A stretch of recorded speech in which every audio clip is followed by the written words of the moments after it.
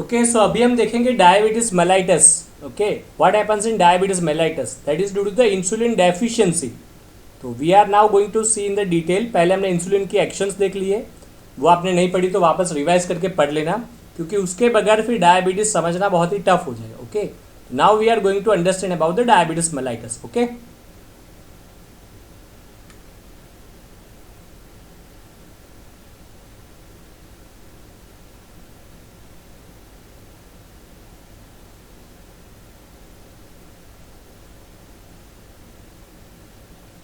so diabetes mellitus. Diabetes mellitus is a syndrome of impaired carbohydrate, fat and protein metabolism caused by either lack of insulin secretion or decreased sensitivity of the tissue to the insulin. Okay, clear everyone? इसका मतलब diabetes mellitus में क्या होगा, either आपका insulin secret ही नहीं होगा और insulin may be there but insulin receptor may not be working. तो इंसुलिन की सेंसिटिविटी चली जाएगी. मतलब या तो आप क्लास में आ ही नहीं रहे हो या फिर दूसरा के क्लास में आए हो लेकिन आपका ध्यान क्लास में नहीं है. तो दोनों चीज़, either lack of insulin secretion और decrease sensitivity of the tissues to the insulin, both causes diabetes mellitus. Clear concept क्या बन रहा है कि अगर इंसुलिन नहीं है तो कौन अफेक्ट होता है, कार्बोहाइड्रेट, फैट या प्रोटीन. तो हमने अगले लेक्चर में देख लिया है, पहले वाले लेक्चर में इंसुलिन के वेरियस इफेक्ट्स. हमने क्या देखा कि इंसुलिन नहीं है तो कार्बोहाइड्रेट भी अच्छे से काम नहीं कर पाएगा, फैट भी अच्छे से काम नहीं कर पाएगा और प्रोटीन भी अच्छे से काम नहीं कर पाएगा. That means diabetes mellitus is syndrome of impaired carbohydrate, fat and protein metabolism. ये लिखना बहुत ही IMP1 है, क्योंकि डायबिटीज का मतलब ले पर्सन में क्या है, जो डॉक्टर्स नहीं वो बाहर क्या समझेंगे कि डायबिटीज मतलब बॉडी में ग्लूकोज बढ़ जाना.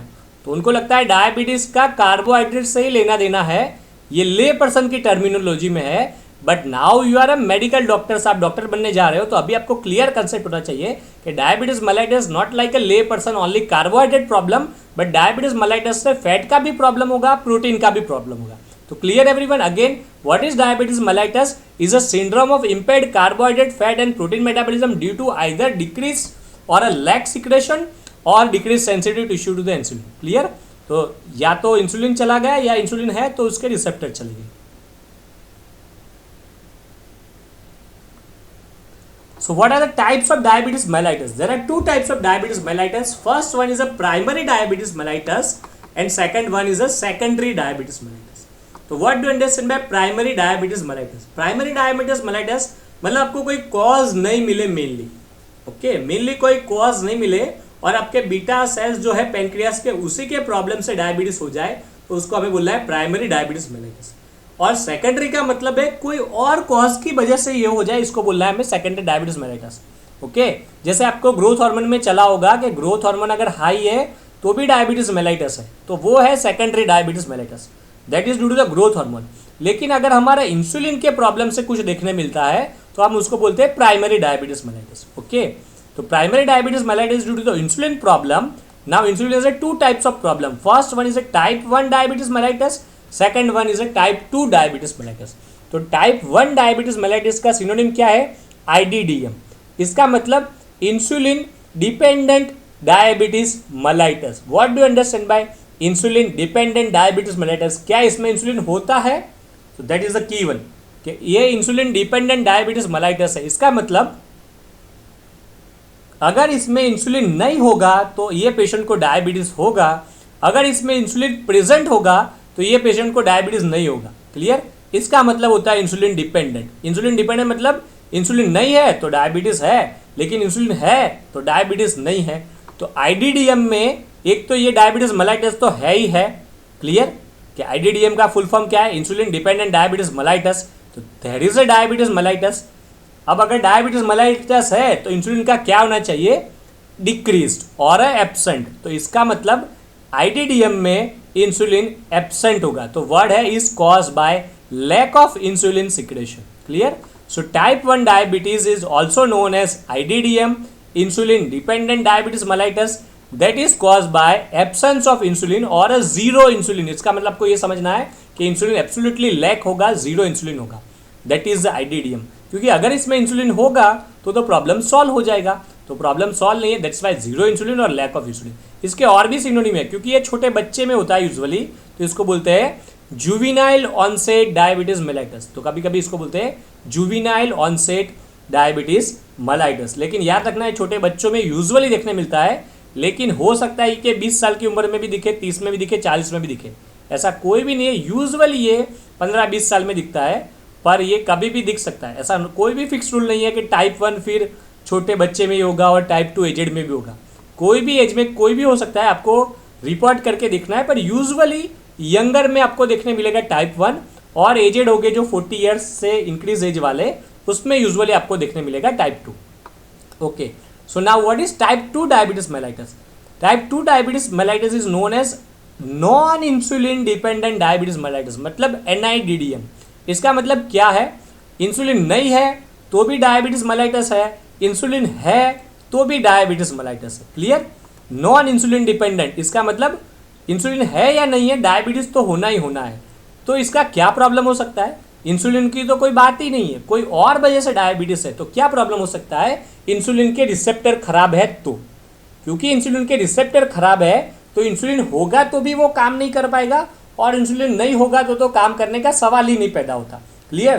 तो NIDDM में इंसुलिन के रिसेप्टर खराब हो जाते हैं।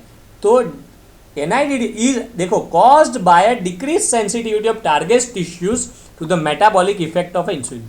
तो यहाँ पे यही याद रखना है, IDDM में इंसुलिन जीरो या एब्सेंट होता है, NIDDM में ये याद रखना है कि इंसुलिन तो प्रेजेंट होता है लेकिन उसके टारगेट टिश्यूज रिसेप्टर खराब हो जाते हैं। कभी कभी क्या होता है, टारगेट टिश्यू और रिसेप्टर खराब है तो पेनक्रियास और ट्राई करता है कि मैं और हाई अमाउंट में इंसुलिन सिक्रीट करूं ताकि प्रॉब्लम सॉल्व हो जाए। तो मैनी टाइम्स ये भी देखने मिलेगा कि डायबिटीज़ वाले पेशेंट्स में इंसुलिन नॉर्मल से भी हाई अमाउंट में होगा, क्योंकि ये ट्राई करते हैं कि मैं इसको सॉल्व कर दूं और प्रॉब्लम को मैं क्योर कर दूं। तो हाई अमाउंट में इंसुलिन होता है, उसके बावजूद भी रिस्पॉन्स नहीं देखने मिलता, तो इसको बोलते हैं NIDDM। लेकिन बाद में क्या होता है, इंसुलिन हाई अमाउंट में सिक्रेट होता ही जाता है, होता ही जाता है, तो धीरे धीरे बीटा सेल्स का पेनक्रियाज में से इंसुलिन खाली हो जाता है। तो what happen gradually, if large amount of insulin secreted, then after so many years pancreatic beta cells are destroy. Okay, वो अपने मेहनत करके खलास हो जाते हैं, pancreatic beta cells are destroy, and because the pancreatic beta cells are destroy, now they are not able to secrete insulin. तो NIDDM में हो सकता है कि इनिशियल स्टेज में तो आपको नॉर्मल से भी हाई इंसुलिन देखना मिले 1-2 साल में, लेकिन 10 साल 20 साल के बाद ये होता है कि पूरे सेल्स धीरे धीरे डैमेज हो जाते हैं, पूरा इंसुलिन खाली हो जाता है, वो इफेक्ट दे दे के थक जाता है लेकिन रिस्पॉन्स देखने नहीं मिलता, और लास्ट में फिर 10 साल 20 साल के बाद उनमें ऑलमोस्ट नील इंसुलिन हो जाता है, खाली इंसुलिन हो जाता है, जैसे टाइप 1 की तरह। इसीलिए टाइप 1 में आपको इमीडिएटली थेरापी इंसुलिन होगी। अभी हम आगे देखेंगे, टाइप 1 वाले पेशेंट को तो इंसुलिन आपको इमीडिएटली देना पड़ेगा क्योंकि उसमें इंसुलिन ही नहीं होता। लेकिन टाइप 2 को आप अलग अलग थेरापी दे सकते हो, लेकिन 10 साल 20 साल हो गए बाद में वो थेरापी काम नहीं आती, बाद में आपको उसको बाहर से इंसुलिन देना ही पड़ता है, सेम लाइक टाइप 1। तो टाइप 2 में याद रखना, initially may be high insulin, but in the after 10 or 20 years you are going to see a very less insulin, but the problem is not due to the insulin, problem is due to the receptor problem, so target tissue problem. Clear? So this reduced sensitivity to insulin is often called as insulin resistance. तो ये type 2 diabetes को ये भी बोलते हैं insulin resistance. Okay, तो type 2 diabetes is NIDDM, non insulin dependent diabetes mellitus, usually seen after the age of 40, and this is due to the insulin resistance. Now what is secondary diabetes mellitus? इसका मतलब insulin की problem नहीं है, कोई और cause है, उसकी वजह से डायबिटीज मेलाइटस होता है। तो हमने देखा है ऑलरेडी पहले लेक्चर में और इसके पहले के लेक्चर में क्या हमने देखा कि इंसुलिन के अलावा बहुत सारे हार्मोन है जो भी ग्लूकोज को बढ़ा सकते हैं, जैसे कि ग्रोथ हार्मोन। तो अगर ग्रोथ हार्मोन हाई है, टू मच हाई है, नॉर्मल से भी हाई, तो करवा देगा सेकेंडरी डायबिटीज मेलाइटस। तो ये कंडीशन लिखिए एक्रोमेगली। What is acromegaly? ये आपको ग्रोथ हार्मोन में चला होगा। That is a condition of increase growth hormone after puberty. तो प्यूबर्टी के बाद में ग्रोथ हार्मोन हाई होता है, इसको बोलते हैं एक्रोमेगली। सो इन एक्रोमेगली क्या होगा? ग्रोथ हार्मोन हाई होगा। ग्रोथ हार्मोन हाई होगा तो क्या होगा? ग्लूकोज हाई होगा। ग्लूकोज हाई होगा तो क्या होगा? इंसुलिन भी हाई होगा और ग्लूकोज को नॉर्मल करने का ट्राई करेगा। लेकिन धीरे धीरे क्या होगा? 5 साल 10 साल इंसुलिन हाई रहा,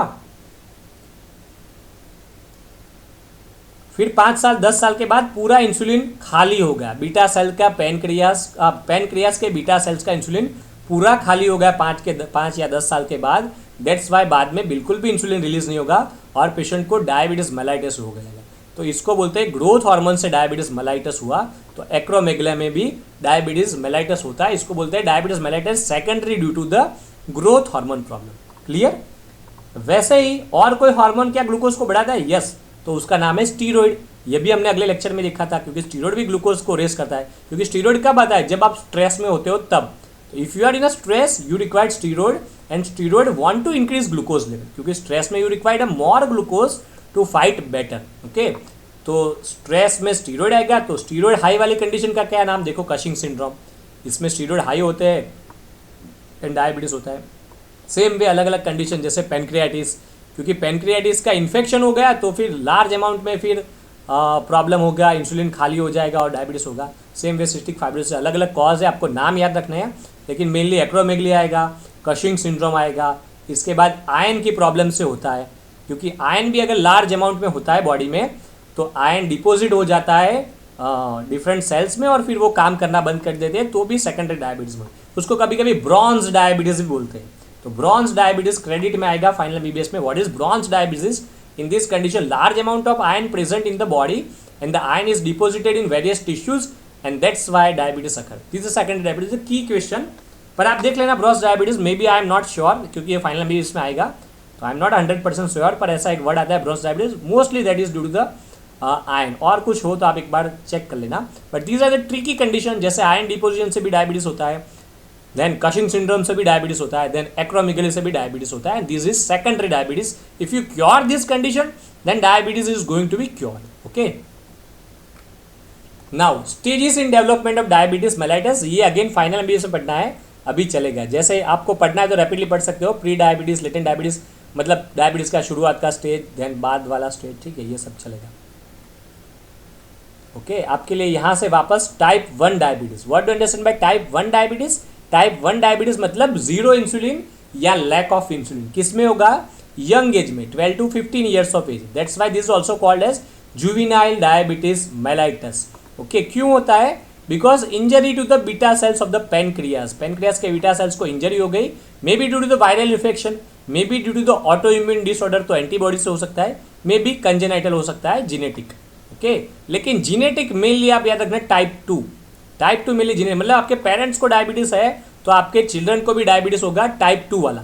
लेकिन पेरेंट्स को डायबिटीज है तो उनके चिल्ड्रन को टाइप 1 इतना यूजुअली नहीं होता, तो this is not a main one, वो टाइप 2 में मेन आएगा। Okay, accounts for 10 to 20% of diabetes population, तो सारे डायबिटीज में से 10 to 20% may be due to the type 1 diabetes and this is due to the absolute deficiency of insulin. Clear? तो अभी आप देखो, इसके पास जीरो इंसुलिन है तो ये तुरंत पेशेंट प्रेजेंट हो जाएगा आपके पास। तो टाइप 1 वाला कैसा होगा? क्योंकि जीरो इंसुलिन है तो तुरंत ही सिम्टम आएंगे, तुरंत डॉक्टर के पास आएगा और आपको उसको देखना पड़ेगा और आप ट्रीट करोगे, लेकिन उसमें ज़्यादा कॉम्प्लिकेशन नहीं होंगे। क्यों कॉम्प्लिकेशन नहीं होंगे? Because he immediately presents to the doctor, वो इमीडिएटली डॉक्टर के पास आ जाता है, तो लार्ज अमाउंट में कॉम्प्लिकेशन टाइप 1 में नहीं देखने मिलते। टाइप 1 में कॉम्प्लिकेशन आपको 5 या 10 साल के बाद देखने मिलेंगे। टाइप 2 में क्या होता है? टाइप 2 में भी पेशेंट आपके पास आता है, लेकिन वो आता ही 5 के 10 साल के बाद होता है, क्योंकि टाइप 2 में थोड़ा बहुत इंसुलिन होता है, इतना ज़्यादा सिम्टम नहीं आते, तो टाइप 2 वाला खींचता रहता है। ओके, फिर धीरे धीरे धीरे बहुत प्रॉब्लम बढ़ जाता है, तब वो आपके पास आता है।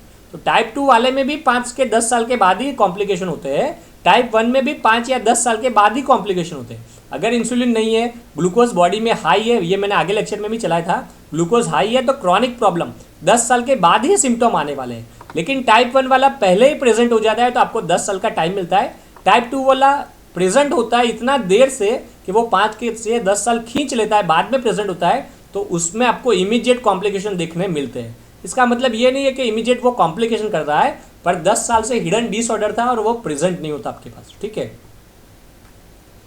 So the type 1 diabetes may develop very abruptly over a period of few days और weeks within 3 principal sequel. तो ये एब्रप्टली क्यों हुआ? क्योंकि जीरो इंसुलिन था। पहला चीज क्या आएगी? Increase blood glucose level. तो टाइप 1 में ब्लड ग्लूकोज लेवल इंक्रीज हो जाएगा। सेकंड चीज क्या आएगी? अगर मैंने जैसे पहले चलाया था वो सब पढ़ना पड़ेगा तो क्लियर हो जाएगा। ग्लूकोज इंक्रीज, लेकिन आप ग्लूकोज को यूज नहीं कर पाओगे, तो क्योंकि इंसुलिन नहीं है तो आपको क्या यूज करना पड़ेगा? फैट। तो increase utilization for fats for the energy and for formation of cholesterol by liver. तो हमने देखा फैट एनर्जी के लिए यूज होता है, बाद में जो फैट थोड़ी बहुत बचती है वो ट्राइग्लिसराइड भी टूटता है, तो आपको कोलेस्टेरॉल और फॉस्फोलिपिड ही बनाना पड़ता है, तो formation of cholesterol by the liver. और प्रोटीन भी टूटता है, हमने ये भी देखा था। इंसुलिन एनाबॉलिक हार्मोन था, इंसुलिन सब कुछ बना के देता था। अगर ये मैं लेक्चर ले रहा हूँ लेकिन आपने पहले वाला इंसुलिन नहीं समझे हो, कंसेप्ट क्लियर नहीं उसकी इफेक्ट, तो फिर ये बहुत टफ पड़ जाएगा ये सारी चीज़ें समझना। ओके, इंसुलिन सब कुछ बना के देता था, ग्लाइकोजन, फैट, प्रोटीन। इंसुलिन नहीं है तो आज सब कुछ टूट रहा है। देखा, फैट टूट गया और आपका एनर्जी यूज हुआ, प्रोटीन भी टूट गया, लेकिन फिर कोलेस्टेरॉल बनता है। फैट टूटता है इसका मतलब ट्राइग्लिसराइड टूटता है, लेकिन अगर ट्राइग्लिसराइड नहीं बन रहा है तो ओनली ऑप्शन क्या बचता है, कोलेस्टेरॉल बनाने के लिए। तो कोलेस्टेरॉल लार्ज अमाउंट में बनता है। एंड इंक्रीज ब्लड ग्लूकोज होता है, but you can not use glucose because glucose का ट्रांसपोर्ट नहीं होता। Clear? Patients are usually thin, मैंने जैसे लिया था वही इफेक्ट में वैसा ही है, क्योंकि आपका फैट भी टूट गया है, एनर्जी के लिए यूज हो रहा है, आपका प्रोटीन भी टूट रहा है, तो एडिपोज टिश्यूज भी चले गए, प्रोटीन भी चला गया है, तो patient looks very thin. And classical triad of polyuria, polydipsia and polyphagia associated with weight loss. तो ये क्या है, पॉलीयूरिया, पॉलीडिप्सिया, पॉलीफिजिया ट्रायड बोलते हैं डायबिटीज का। वेरी IMP1 बार बार पूछते हैं, very credit 1, what is polyuria, what is polydipsia, what is polyphagia. लेकिन इसको डिटेल में समझना है तो मैं आगे आपको 1 by 1 सारे सिम्टम्स डिटेल में समझाऊंगा कि what is polyuria, what is polydipsia and what is polyphagia. Okay, इसको हम डिटेल में समझेंगे। लेकिन की कंसेप्ट क्या है, थीन है, इसका मतलब वो वेट लॉस होता है पेशेंट्स में। तो ये मैंने चलाया था उस वक्त, वही कंसेप्ट याद रखना है। ओबेस लोगों में रेजिस्टेंस होता है एंड डायबिटीज होता है। क्लियर? ओबेस लोगों में रेजिस्टेंस की वजह से डायबिटीज होता है, लेकिन डायबिटीज आपको कर देता है थीन। ओके, और वेट लॉस। तो डायबिटीज की वजह से आपका धीरे धीरे कॉम्प्लिकेशन से वेट लॉस, क्योंकि ये यहाँ पे है लेकिन ये वापस टाइप 2 में भी आएंगे, तो उस वक्त भी सेम सिम्टम्स हो गए इंसुलिन की वजह से। ओके, तो कंसेप्ट क्या बन रहा है कि वेट लॉस हो रहा है, तो एक ही कंसेप्ट है, डायबिटीज वाला पेशेंट का डायबिटीज खराब है तो उसका वेट लॉस हो जाएगा। लेकिन डायबिटीज वाले पेशेंट को हम एक्सरसाइज भी रिकमेंड करते हैं, वो मैंने पहले लेक्चर में लिया है। क्यों? Because you are exercising skeletal muscle able to use glucose independent of insulin. Okay, आपका स्केलेटल मसल इंसुलिन नहीं है तो भी ग्लूकोज यूज कर पाएगा अगर आप एक्सरसाइज करते हो तो। That's why we prescribe exercise to the diabetes patients, और उस पेशेंट्स में उसको वेट लॉस हो सकता है। तो क्या देखने मिलेगा, डायबिटीज की वजह से भी वेट लॉस होता है, या डायबिटीज पेशेंट अच्छे से मैनेज कर रहा है और एक्सरसाइज कर रहा है तो भी वेट लॉस होगा। तो आपको बहुत ही अच्छे से देखना है, क्योंकि ये पेशेंट बहुत ही प्राउड लेके आएगा, देखो सर मैं पहले ओबेस था, अभी मैंने वेट लॉस कर दिया, मैं कितना अच्छा हूँ। लेकिन आपको समझना है वहीं पे कि इसका वेट लॉस डायबिटीज की वजह से हुआ है कि एक्सरसाइज से हुआ है। एक्सरसाइज से हुआ है तो वेरी गुड, एंड डायबिटीज से हुआ है तो वेरी बैड। तो कैसे समझना है, वेट लॉस हुआ है तो आप तुरंत उसका ग्लूकोज चेक कर लो। ग्लूकोज हाई है तो बोलो कि भाई तुम्हारा डायबिटीज इतना खराब है, उसकी वजह से वेट लॉस हुआ है, ये वेरी गुड नहीं, आप और मेहनत करो और कुछ ढंग से दवा लो।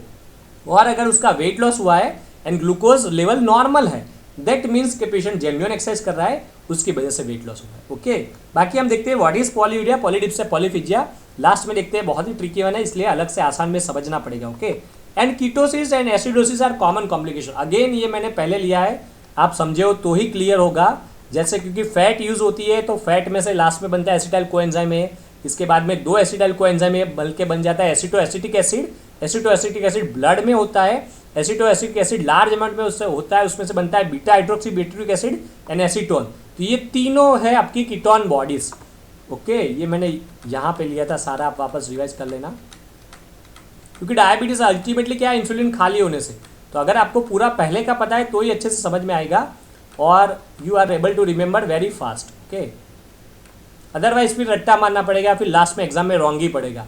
इससे बेटर है कि आप अच्छे से समझ लो, पढ़ लो, तो एग्जाम में भी राइट होगा, पेशेंट्स पे भी अच्छे से ट्रीटमेंट कर पाओगे, और फ्यूचर लाइफ में भी, क्योंकि ये सेकंड ईयर में भी आएगा, फाइनल में भी आएगा, लास्ट टाइम में आएगा, नीट में हर जगह आने वाला। Okay, so these are the 3 ketone bodies, acetoacetic acid, beta hydroxy butyric acid and acetone. ये 3 बन जाते हैं if you are using a fat, और ये 3 ब्लड में इंक्रीज हो जाते हैं लार्ज क्वांटिटीज, इसको बोलते हैं कीटोसिस। एंड बिकॉज ये कीटोन बॉडीज एक्चुअली एसिड है तो कीटोसिस की वजह से एसिडोसिस भी होता है। ओके, और टिपिकली कब होता है ये, when you use fat during insulin lack and causes ketosis acidosis. ये मैंने डिटेल आपको मैकेनिज्म एक्शंस में लिया है। ओके, तो अभी वापस देखते हैं डायबिटीज। ओके,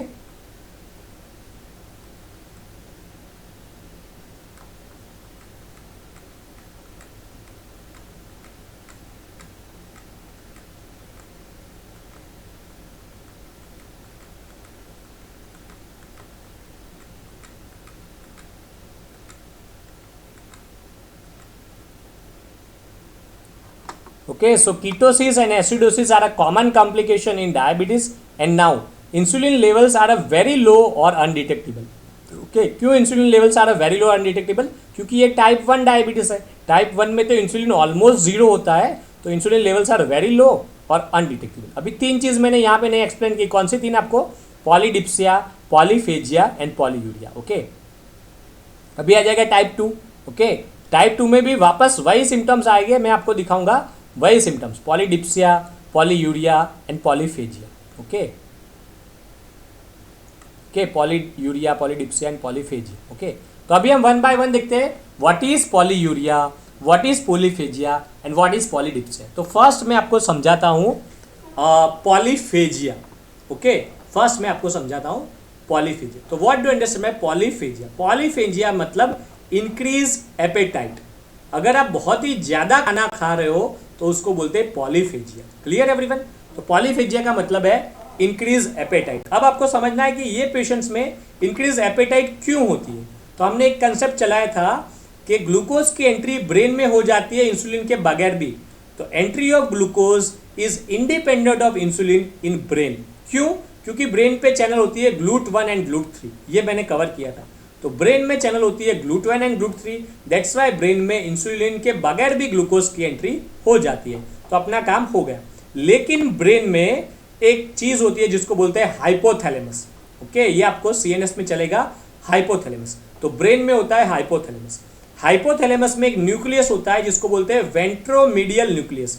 क्या बोलते हैं? Ventromedial nucleus. Ventromedial nucleus is actually your satiety centre. तो आप क्या समझते हो? हाइपोथैलेमस ब्रेन में होता है. हाइपोथैलेमस में एक न्यूक्लियस होता है जिसका नाम है ventromedial nucleus, and ventromedial nucleus is your satiety centre. इसका मतलब अगर वेंट्रोमीडियल न्यूक्लियस स्टिमुलेट हो जाता है तो सटाइटी की फीलिंग आती है और भूख नहीं लगती. क्लियर? लेकिन वेंट्रोमीडियल सेंटर आपका स्टिमुलेट नहीं हो रहा है तो सटाइटी की फीलिंग नहीं आती और भूख बहुत ही ज्यादा लगती है. क्लियर? तो सटाइटी सेंटर होता है वेंट्रोमीडियल में और हंगर सेंटर होता है लेटरल साइड. क्लियर? तो वेंट्रोमीडियल में होगा आपका सटाइटी सेंटर और लेटरल साइड में होगा आपका हंगर सेंटर. वेंट्रोमीडियल सटाइटी का मतलब क्या समझे कि सटाइटी स्टिमुलेट हो गई तो पॉलीफेजिया नहीं होगा, लेकिन सटाइटी सेंटर स्टिमुलेट नहीं हुआ तो पॉलीफेजिया होगा. तो हमने क्या देखा? ब्रेन में ग्लूकोज की एंट्री होती है, इंसुलिन नहीं है तो भी. लेकिन ब्रेन में there are few places, there are several brain areas. यहाँ पे लिखा है there are several brain areas जहाँ पे होती है GLUT4 एंड GLUT8 चैनल. और आप सभी जानते हो GLUT4 channel are dependent on insulin.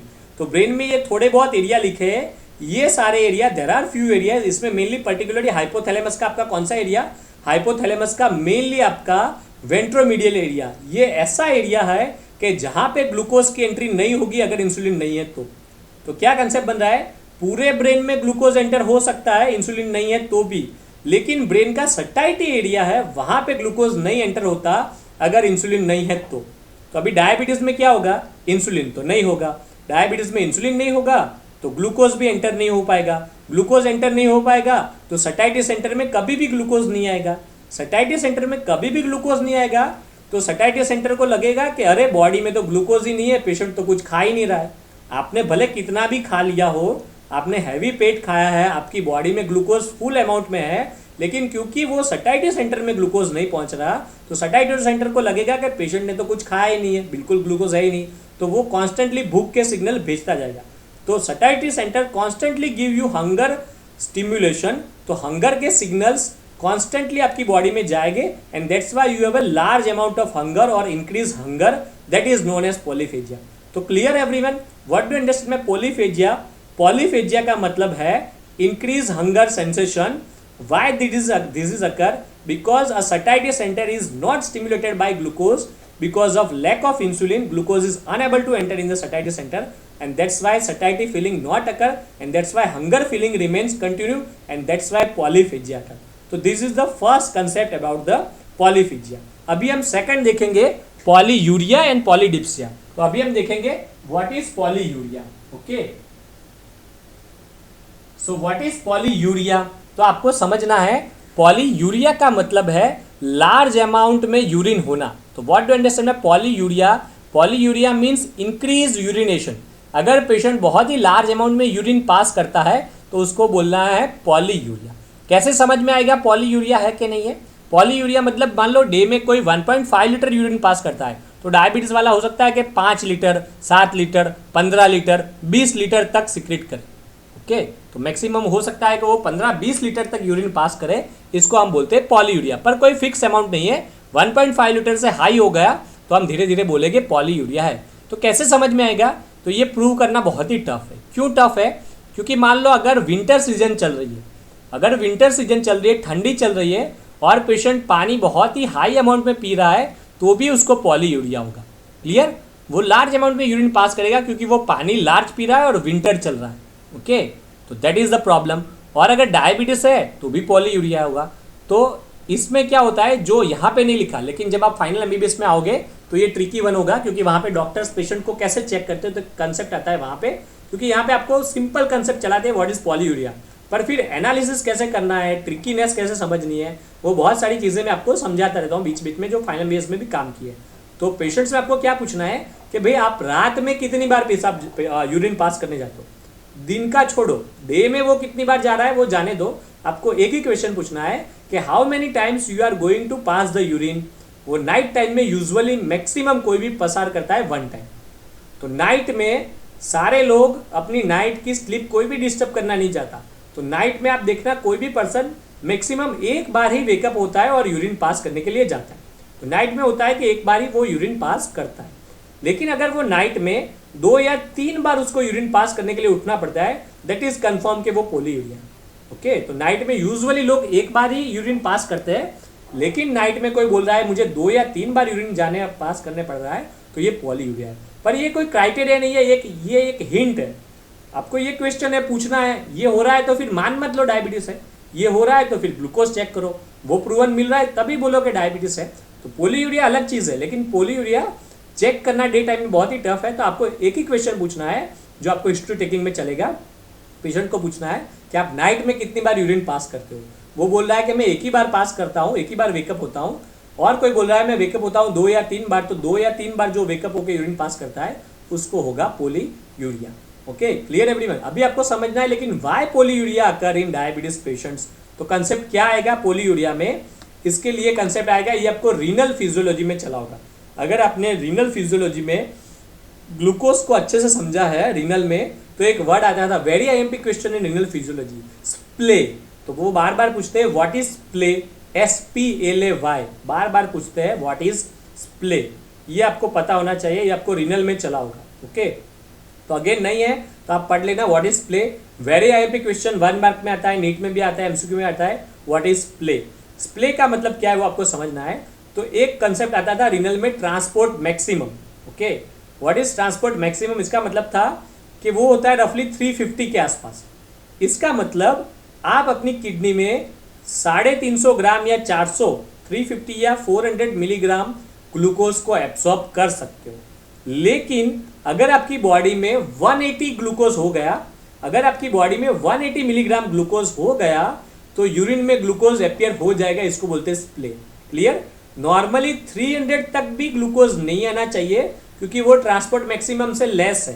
Transport maximum मान लो 350, क्योंकि अलग बुक में अलग अलग लिखा है, तो मान लो ट्रांसपोर्ट मैक्सिमम 350 का है, तो इसका मतलब 350 या 349 तक भी ग्लूकोज नहीं आना चाहिए यूरिन में। लेकिन बॉडी में क्या होता है, क्लिनिकल में आप देखो कि 180 पे ही ग्लूकोज आ जाता है, तो इसको बोलते हैं स्प्ले। अभी यहाँ पे समझाना बहुत ही टफ है, ये मैं बोल रहा हूँ कंसेप्ट, लेकिन आप पूरा डिटेल में समझना है तो आप रीनल की बुक ओपन करके रीनल फिजियोलॉजी में आप स्प्ले पढ़ लेना, तब ये आपको क्लियर हो जाएगा व्हाट इज स्प्ले। तो स्प्ले का मतलब यही है कि 180 अगर ब्लड में हो गया तो यूरिन में ग्लूकोज आना स्टार्ट हो जाएगा। ओके, तो कंसेप्ट क्या बनता है, अगर आपके ब्लड में ग्लूकोज 180 हो गया तो यूरिन में ग्लूकोज अपियर होना स्टार्ट हो जाएगा। अब क्या होगा, अगर धीरे धीरे 180 मिलीग्राम से ग्लूकोज बॉडी में हाई हो रहा है तो यूरिन में भी ग्लूकोज हाई होगा। अगर यूरिन में ग्लूकोज हाई हो रहा है तो यूरिन अपने साथ पानी को भी खींचेगा, इसको बोलते हैं ऑस्मोटिक डायूरेसिस। क्लियर? ये आपको सबको चला होगा व्हाट इज ऑस्मोसिस। ये अगेन जनरल फिजियोलॉजी का कंसेप्ट है। What is osmosis? ऑस्मोसिस का मतलब है कि ऑस्मोसिस में जहां पर भी सॉल्यूट्स होते हैं वो लार्ज अमाउंट में पानी को अपनी तरफ खींचते हैं। Clear everyone? तो ऑस्मोसिस का मतलब है सॉल्यूट्स पानी को अपनी तरफ खींचते हैं, इसको बोलते हैं ऑस्मोसिस। ये आपको जनरल फिजियोलॉजी में चला होगा पैसिव ट्रांसपोर्ट में। अभी यहाँ पे आपका सॉल्यूट कौन सा है? ग्लूकोज। अगर सॉल्यूट ग्लूकोज है और वो अपनी तरफ पानी को खींचेंगे तो हम समझोगे कि ग्लूकोज ने पानी को खींच लिया। तो यहाँ पे अगर जहाँ पर भी ग्लूकोज जाएगा वहाँ पे वो पानी को खींचेगा। अब ग्लूकोज यहाँ पे कहाँ जा रहा है? तो ग्लूकोज जा रहा है यूरिन में, तो ग्लूकोज अपने साथ पानी को भी यूरिन में खींच रहा है। लेकिन पानी में यूरिन बढ़ रहा है तो इसको हम क्या बोलते हैं? यूरेसिस, पर्टिकुलरली डाईयूरेसिस। ओके, तो इसको बोलते हैं ऑस्मोटिक डाईयूरेसिस। क्लियर? ऑस्मोसिस की वजह से पानी लार्ज अमाउंट में आया, लेकिन ये पानी एक्चुअली यूरिन में जा रहा है तो वर्ड यूज होता है डाईयूरेसिस। ओके, तो ऑस्मोटिक डाईयूरेसिस का मतलब है if glucose level increase in the blood higher then 180 then the glucose is filtered and glucose is seen in the urine. When you are seeing glucose in the urine, glucose carries fluid with this, that is due to the osmosis, and because of this osmosis large amount of urine excreted from the body, that is known as osmotic diuresis. तो clear concept. What is the cause of polyuria? Polyuria is seen due to the osmotic diuresis. Okay, अभी last एक ही बचता है polydipsia. तो अभी हमें समझना है व्हाट इज पॉलीडिप्सिया। ओके, तो पॉलीडिप्सिया का मतलब आपको क्या समझना है कि आपने पहले पढ़ा है पॉलीडिप्सिया मतलब थर्स्ट इंक्रीज होना। क्लियर? पॉलीडिप्सिया मतलब क्या आपको समझना है? थर्स्ट इंक्रीज होना, पानी पीने की बहुत ही इच्छा होने का। तो डायबिटीज वाले का पेशेंट को खाना खाने की भी बहुत इच्छा होगी, यूरिन भी बहुत ही पास करेगा और पानी पीने की भी इच्छा बहुत ही होगी। तो डायबिटीज वाले पेशेंट में टिपिकली क्या होता है? पानी पीने की इच्छा क्यों होती है उसको? क्योंकि आपको ये थर्स्ट मैकेनिज्म में चला होगा, ये चला होगा आपके टेम्परेचर कंट्रोल में। तो ये भी नहीं पढ़ा है तो वापस टेम्परेचर कंट्रोल को पढ़ लेना। टेम्परेचर कंट्रोल में चला होगा आपका थर्स्ट मैकेनिज्म। उसमें क्या होता है? If your body's osmolarity increase then your thirst centre stimulated. मतलब अगर आपकी बॉडी में, अगर आपकी प्लाज्मा की ऑस्मोलैरिटी इंक्रीज हो जाती है, दैट मीन्स नॉर्मल ऑस्मोलैरिटी कितनी होती है? 280। नॉर्मल ऑस्मोलैरिटी कितनी होती है? 280। ओके, अगर और मैक्सिमम 300 बोलते हैं। ओके, बॉडीज की होती है 280 एंड एक्चुअली कैलकुलेट आपको 300 मिलती है, ये अलग कंसेप्ट है। लेकिन अभी आप 300 भी मैक्सिमम मान के चलो तो आपको क्या समझना है? अगर आपकी बॉडी की ऑस्मोलैरिटी 300 से हाई हो जाती है, ओके, तो आपको थर्स्ट के सेंसेशन आएंगे। Clear everyone? तो ऑस्मोलैरिटी अगर बढ़ चुकी है तो आपको थर्स्ट के सेंसेशन आएंगे और आप हाई अमाउंट में पानी पियोगे एंड दैट्स वाई वापस ऑस्मोलैरिटी नॉर्मल हो जाएगी। ऑस्मोलैरिटी बढ़ना का मतलब क्या आप समझते हो? कि आपके सॉल्यूट बढ़ चुके हैं। If your solute increase then you have to add more and more water. If you add more water then your solute also becomes normal. So osmolarity increase means your solute increase, and to cure this problem or to solve this problem you have to drink large amount of water. So that's why thirst center is stimulated. That means आपकी brain में ऐसे centre हो गए जिसको बोलते हैं thirst centre. तो अगर आपकी बॉडी की ऑस्मोलैरिटी बढ़ती है तो ब्रेन में वो थर्स्ट सेंटर हो गए और वो थर्स्ट सेंटर बॉडी की ऑस्मोलैरिटी को पिक कर लेते हैं and that's why they are going to release a large amount of hormones which gives you thirst stimulation. Okay, large amount of hormones like ADH, लेकिन फिर ऑस्मोलैरिटी बढ़ती है तो वो थर्स्ट के सेंसेशन भी प्रोड्यूस करता है। ये आपको याद रखना है। ADH से तो आपका फ्लूइड चेंज होगा, लेकिन आप याद रखो कि थर्स्ट भी ऑस्मोलैरिटी के सेंटर प्रोड्यूस करते हैं, क्योंकि अभी हमें थर्स्ट समझना है, पॉलीडिप्सिया हम समझ रहे हैं। ओके, थर्स्ट में तो clear everyone? Osmolarity increase then your thirst centre stimulated by a brain. तो थर्स्ट इंक्रीज हो गई तो उसको हम बोलेंगे पॉलीडिप्सिया। तो इसके लिए कैलकुलेशन आता है, हाउ टू कैलकुलेट ऑस्मोलैरिटी, वो आप पढ़ लेना। ऑस्मोलैरिटी का कैलकुलेशन है 2 sodium multiply by urea divided by 18 divided by glucose divided by 1. Okay, ये याद रखना। ओके, ऐसा है तो मैं नेक्स्ट लेक्चर में आपको दे दूंगा। ये फाइनल एमबीबीएस में आता है, फर्स्ट एमबीबीएस में नहीं आता, लेकिन ये याद रखना है कि 2 sodium plus glucose plus urea 3 चीज़ों पे डिपेंडेंट होता है। सोडियम पे भी डिपेंडेंट होता है, ग्लूकोज पे भी डिपेंडेंट होता है एंड यूरिया पे भी डिपेंडेंट होता है, लेकिन मेनली ये डिपेंडेंट होता है सोडियम पे। सोडियम की इफेक्ट होती है डबल, 2 सोडियम। इसके बाद यूरिया में इसका थोड़ा ही इफेक्ट है, तो यूरिया में आपको देखने मिलेगा यूरिया डिवाइडेड बाय 2.8 है। इक्वेशन में यह है यूरिया डिवाइडेड बाय 2.8 और ग्लूकोज डिवाइडेड बाय आपको देखने मिलेगा 18। आप गूगल करके भी ये सर्च करके देख सकते हो हाउ टू कैलकुलेट ऑस्मोलैरिटी। नहीं है तो मैं नेक्स्ट कुछ लेक्चर में आपको ये इक्वेशन दे दूंगा। ओके, लेकिन शायद आपको फर्स्ट ईयर की बुक में नहीं मिलेगा, फाइनल में होगा। 2 sodium multiply by glucose divided by 18 plus urea divided by 2.8। पर कंसेप्ट क्या बन रहा है कि ऑस्मोलैरिटी मेनली डिपेंडेंट होती है सोडियम पे। सोडियम हाई तो ऑस्मोलैरिटी हाई, सोडियम लो तो ऑस्मोलैरिटी लो, लेकिन ऑस्मोलैरिटी थोड़ी बहुत ग्लूकोज और यूरिया पर भी डिपेंडेंट है। तो थोड़ी बहुत ऑस्मोलैरिटी ग्लूकोज और यूरिया पर भी डिपेंडेंट है, तो नॉर्मली डिपेंडेंट नहीं है। क्योंकि पर डायबिटीज में क्या होता है, डायबिटीज में लार्ज अमाउंट में ग्लूकोज इंक्रीज हो जाता है, that's why in case of diabetes large amount of glucose is there and that's why osmolarity increase. Clear? तो नॉर्मली तो ऑस्मोलैरिटी आपकी सोडियम इंक्रीज करता है, लेकिन डायबिटीज में बहुत ही हाई अमाउंट में ग्लूकोज होता है, that's why in case of diabetes high amount of glucose produce high osmolarity. Clear? And if your osmolarity is high then you all know thirst center stimulated, that's why thirst increase and polydipsia occur. तो these are the three cardinal symptoms of diabetes. Diabetes 1 में भी ये symptoms आएंगे, diabetes 2 में भी आप ये symptoms लिख सकते हो। कौन से सिम्टम्स है? Polydipsia, polyuria, polyphagia. Most time भी अगर आप एग्जाम में लिखते हो, एलोबरेट करते हो, तो आपको बहुत ही अच्छे नंबर मिलेंगे and you require clear concept to understand things. Otherwise क्या होता है, अगर जो समझे नहीं है स्टूडेंट, वो टिपिकली क्या बोलते हैं, मैंने बहुत बार सुना है कि सर डायबिटीज़ में क्या होता है, पेशेंट ग्लूकोज यूज़ नहीं कर पाता तो उसको बहुत ही भूख लगती है सर, और होता है पॉलीफिजिया। फिर वो बोलते हैं सर वो बहुत खाना खाता है तो पानी भी बहुत पीने की इच्छा होती है, तो बोलते हैं पॉलीडिप्सिया हुआ। और पानी जो हाई अमाउंट में पी रहा है, पानी हाई पी रहा है तो यूरिन भी हाई पास करता है, तो उनको लगता है पॉलीयूरिया। ये टिपिकली आंसर स्टूडेंट्स देते हैं फर्स्ट ईयर में। तो ठीक है, फिर वो टीचर कितने मार्क दे उसके पर मुझे लगता है कि शायद वो फिर और कोई क्वेश्चन पूछेगा। आई होप कि मैं तो यूजुअली इतने जल्दी फेल नहीं करता, मौका देता हूँ कोई दूसरा क्वेश्चन देके, बट टिपिकली स्टूडेंट यही आंसर देते हैं कि sir high amount of diet that's why high amount of drinking अगर, एंड हाई ड्रिंकिंग अगर दैट्स वाई हाई यूरिन अगर।